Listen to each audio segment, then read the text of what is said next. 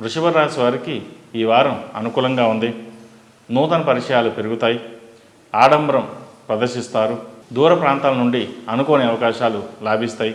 నిర్మాణమైన పనుల్లో జాప్యం జరిగినా నిదానంగా పూర్తి చేస్తారు. మొండి బకాయిలు వసూలవుతాయి. ప్రయాణాలు అనుకూలిస్తాయి. సోదరులతో ఏర్పడిన దీర్ఘకాలిక వివాదాలు పరిష్కారమవుతాయి.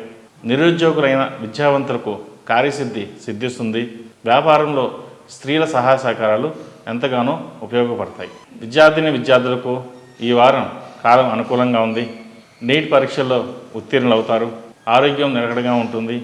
యోగా, మెడిటేషన్పై దృష్టి సారిస్తారు. కొన్ని ఆస్తులు అమ్మి వాటితో వచ్చే డబ్బుతో వేరే విలువైన ఆస్తులు కొనుగోలు చేస్తారు. ఈ రాశివారు మంగళవారం మరియు శనివారం నాడు హనుమాన్ ఒత్తులతో దీపారాధన చేయడం శ్రేయస్కరం. ఈ రాశిలో జన్మించిన వారికి కలిసొచ్చే సంఖ్య నంబర్ 4, కలిసొచ్చే దిక్కు తూర్పు, కలిసొచ్చే రంగు తెలుపు.